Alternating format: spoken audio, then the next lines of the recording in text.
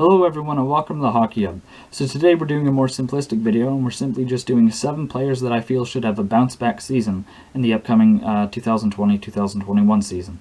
Now these are players that had a bit of a down year by their standards this past year and I believe should bounce back. Now we're going to start off with Johnny Gaudreau. Now, for the past couple years, Johnny Gaudreau has been one of the best offensive wingers in the National Hockey League. He had an amazing year in 2018-2019, scoring 99 points, and nearly hit that 100-point mark, which I think would have been big for Gaudreau. But to get 99 points in general is very impressive. But this past year, he wasn't exactly able to follow that up. He did have a down year. He was below 20 goals and actually below point per game, which Gaudreau over his career has consistently been a point per game or actually above point per game player. I do think that this upcoming season he should bounce back though. I think Calgary was very smart by improving their top 6 to take the pressure off a guy like Johnny Gaudreau. I don't necessarily know if Johnny Gaudreau is the main piece, but if he can get good complementary guys around him, and I think that Matthew Tkachuk is going to be that big star for them, and they do have got Sean Monahan and they do have Elias Lindholm, so I think having those guys and then having a much better bottom 6 is going to help to take the pressure off Gaudreau to be an amazing player, so I think he'll be able to just keep his head down and work on his game and really have a strong bounce back year. But up next, I have newly acquired Matt Murray of the Ottawa Senators. Now, Matt Murray in his past couple years in Pittsburgh hasn't exactly been that elite level goaltender that was expected of him after winning 2 Stanley Cups by the time of his rookie year. I do think Murray still has a lot of potential and is a solid goaltender. I think Pittsburgh Penguins fans gave him way too much hate, and he's talked about how the city of Pittsburgh really treated him very harshly at times, and I don't think that's fair to a guy that brought them 2 Stanley Cups. Murray was critical in those Stanley Cups, and we've seen that he is a very good playoff level goaltender. I don't ever think his regular season numbers will be like Vezina worthy or top 5 goalie in the league worthy, but I think he's one of those goaltenders that if you get a guy like Matt Murray into the playoffs, he can take you on a good little run, and we've already seen that with the Pittsburgh Penguins. That being said, I don't expect Ottawa to be a very good team this upcoming season. I think they should actually impress a bit and maybe get close to a 500 record. I'd say still below 500, but I still think that Murray can put up solid numbers. His record as far as wins-losses might not be great, but I think his overall save percentage should definitely come up. I do like Matt Murray, and I do think that Ottawa is a very good fit for him. Now I have Alex DeBrincat of the Chicago Blackhawks. Now, 2 years ago, DeBrincat had a massive year, scoring 40 goals, and everybody was like, whoa, this kid's fantastic. For such a small player, he's so talented, so fast, and has really good goal-scoring acumen. But this season, it just kind of fell apart for him. He wasn't able to get that level of goals. I don't know if he hit 20, actually. I know he was around that point, but he definitely wasn't that 40-goal scorer, and considering the contract they gave him, they are expecting DeBrincat to be a key guy for them. So DeBrincat needs to bounce back for the Chicago Blackhawks, and I do think he's going to be able to. Guys like DeBrincat and Doc and Kubalik is kind of they're going to be handed, the keys to the, to the top 6 basically, with guys like Kane and Taves getting older, and the rebuild coming in Chicago. So I do think that DeBrincat is a key piece for Chicago moving forward, as long as he's able to bounce back, and I do expect him to bounce back next season. Now up next I have another goaltender in Frederik Anderson of the Toronto Maple Leafs.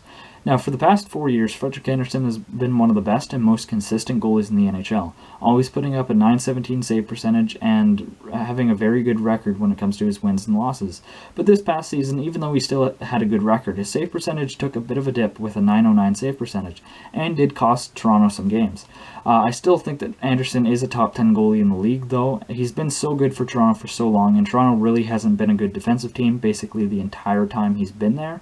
So it really speaks to me how well Anderson has really played in his time in Toronto, and he was also a good goaltender back in Anaheim. So I do think that Anderson should bounce back, especially with it being a contract year. Typically we see with players and goaltenders that if they know, their contract's up, they're going to head into free agency, they tend to have a very good year. We just saw that with Jacob Markstrom, and I think we're going to see it again with Frederik Anderson. Now I have another goaltender on this list with Sergei Bobrovsky. Now I recently did a Florida video where I talked about how I was unsure if Bobrovsky's could be able to bounce back, and while I'm not completely sure he'll be able to bounce back, he still has to be better than he was this past season. Bobrovsky was simply brutal, and that season is really an outlier when it compares to his entire career. But Bobrovsky was one of the best goaltenders in the entire NHL, if not the best, playing in Columbus. I get that Columbus plays a much better defensive system than Florida, but I think, another year under head coach Joel Quenneville, and with an improved defense, I do think that Bobrovsky should be able to bounce back to more respectable totals. I don't know if he'll end up being one of the best goalies in the league again, but he should definitely still perform a lot better this upcoming season. And now I have a defenseman in Tyson Barrie. Now, Tyson Barrie was one of the best offensive defensemen in the NHL for years in Colorado. He was traded to Toronto, and I personally thought that was going to be a very good fit for Barrie. Toronto was a very high-octane offensive system, and I thought that was going to complement his game very well, but it simply didn't.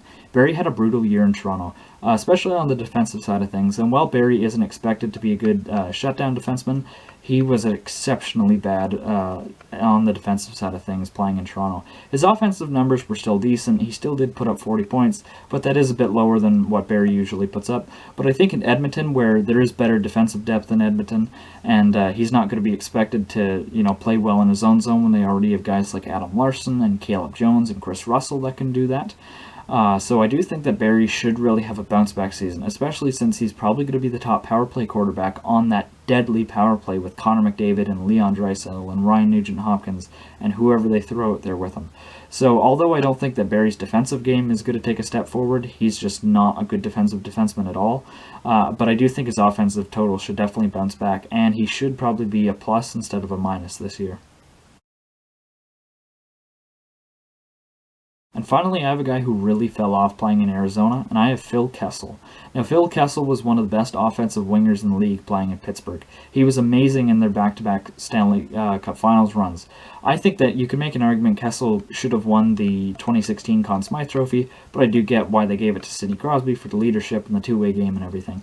But Kessel is still fantastic, or I should say he was still fantastic in that run. But his first year in Arizona really was a big step back for Kessel. He only scored 17 goals, and while Kessel isn't exactly the most prolific goal scorer anymore, his offensive totals weren't that good at all. He had around 40 points, I think 44 I believe, and was one of the worst plus-minus on the entire Arizona Coyotes. I'm not sure if Kessel's going to be able to bounce back under head coach Rick Tocchet. Tocchet plays a very defensive system, and that really smothers the offensive totals. We've seen that for guys like Clayton Keller, and I think we are going to see it now for Kessel, but I still think that Kessel should be able to get at least above 50 points, maybe 20 to 25 goals, and improve his plus-minus.